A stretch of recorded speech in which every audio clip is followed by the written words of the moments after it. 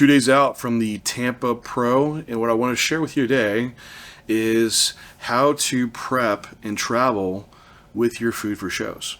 But also, we'll have our recap of kind of what was going on for today, which Renee and I arrived yesterday, and it was a direct flight from San Antonio, which you would think you wouldn't lose a bag, but one of my bags didn't get on the plane, so a little bit of stress. I had all my tanning supplies because Renee's doing my full tan. Also had my posing suits and a few special bodybuilding items that I need for PED aspects that I really wanted to have. So I was like already starting to source out, all right, I could jump on the show tanner schedule and then find some trunks. And anyway, it all worked out. My bag came. So main things for today were getting in my last push session and went over to Pulse Personal Training. Alejandro Guerrero, he is a client of mine, a friend of mine. He's has an excellent private studio here in Tampa and been timing training around when I would be going on stage, which is probably around 12:30, and got in, had a Smith flat press that had been standardized, have a really good Nautilus converging incline press, really good Cybex chest fly that I got on, has a big prime dual cable stack, did a push down on that as well. Relatively fairly simple session. I'm really glad we had a prime lateral raise there because I've been beating my forearms up a little bit with doing dumbbells and upright rows. So a good reliever there because hitting my side try and having to grab that hand, it does load that forearm pretty heavy. But I got that session in, and the pics post-workout looked wild. And that's what I'm really doing here now day to day, is watching the look as it changes throughout the day and how much food and fluid kind of brings the best look. And really by 12:30, I have like one meal in me and about half gallon of water, and it looks really, really good. The pics you see here, the visuals, were at his gym, and I was at 237 pounds, which is a very, very good look. It's like 5 pounds up from the Olympia. Let's jump over. I'll show you how I'm meal prepping and give you some advice for when you're traveling and what you can do if you have limited microwave and fridge aspects. All right, so making meals in the hotel room with not a lot of supplies here. And the thing is, like, we did some research, of course, before you come on what are you going to have available. For us, we just have a mini fridge, no microwave. There are microwaves at these shows on the second floor, which we moved rooms to be right above it. So we're on the third floor, which is pretty convenient. But either way, we pack to where like you wouldn't need to even use a microwave. Just keep things really convenient. So with these mini fridges, for one, I would recommend like bring a thermometer with you because sometimes they're not always at 40 degrees. The nice one about this one is that it does have a thermostat on the front. So this one's at 38 degrees, which is, you want below 40 so your food doesn't go bad. But stuff that Renee and I pack that is cold is like we have all of our bags of chicken. Some of these are measured out. Of course, we modify them, but we'll freeze one pack of this before we go, so it keeps the rest of the chicken cool. And then we'll have another bag that's not frozen for when we get here. And then for veggies, which doing 2 days out, I've already cut veggies, so I knew I wasn't going to need a lot. But we will bring our frozen like green bean bags or frozen asparagus, so like Renee will have that. So that's another thing that can keep your food cool as you travel. We even brought a yogurt as well, and just a couple like condiments that we utilize. So that's pretty much all the cold stuff that we really need. If I have chicken and just a few condiments, like pretty much set there.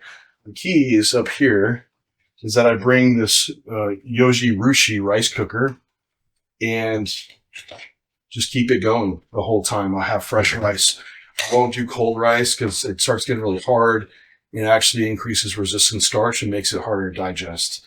So with hot rice, my veggies and chicken are thawed out. I don't really need to go microwave the food if I didn't want to. But definitely food scale. Flip your battery around when you travel so it doesn't go dead when you get here. A few things like for fats that we have out, or just I just bring like Pride Foods almond butter. That's my main fat source that I'm utilizing. And then we bring our bags like sweetener and stevia to have. We bring our own like Yeti thermal cups too. Just like to be able to have kind of as much normalcy as we can. A few things that we do bring is like our normal green tea that we like to travel with. And for luggage, we'll fly Southwest and bring one extra bag just of all of our food stuff.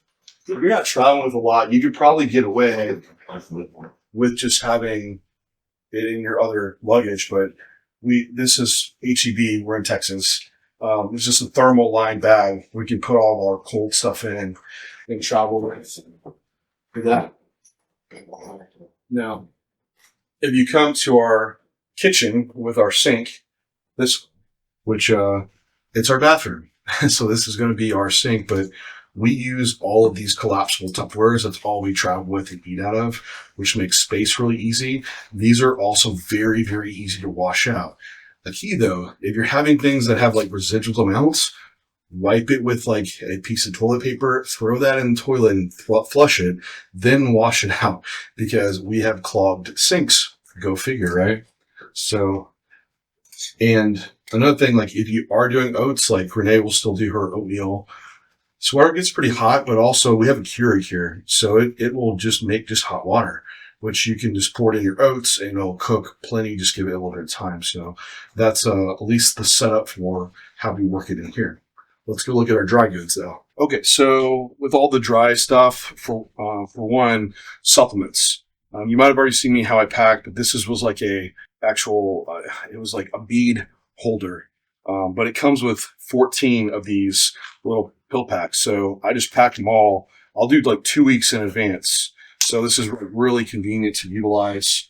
A few things that we did pick up here, which, gosh, if you had just a convenience store by you, like bananas are one thing that I like to use in most of my meals.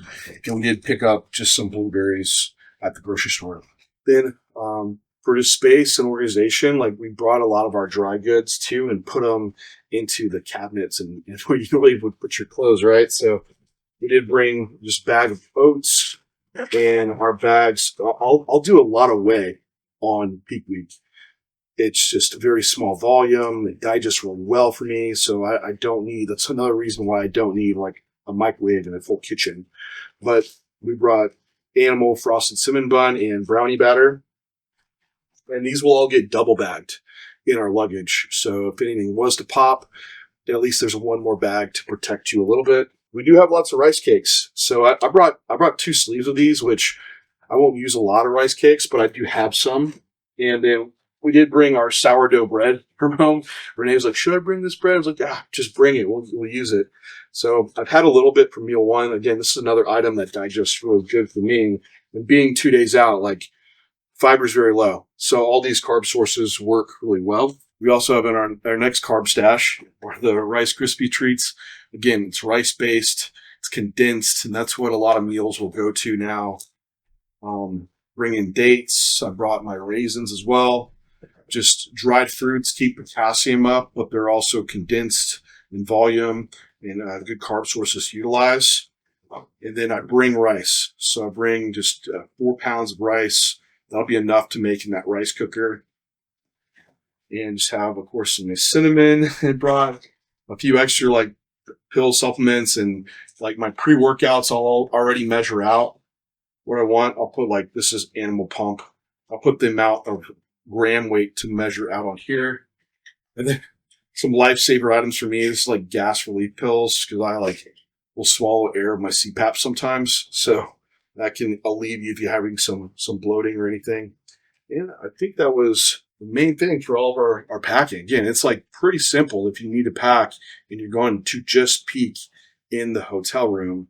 And I'll run down on occasion, use the microwave, but a lot of times I'm just not having to. So that's our 2-day setup for how to prep and make your meals and travel with this as a bodybuilder on peak week.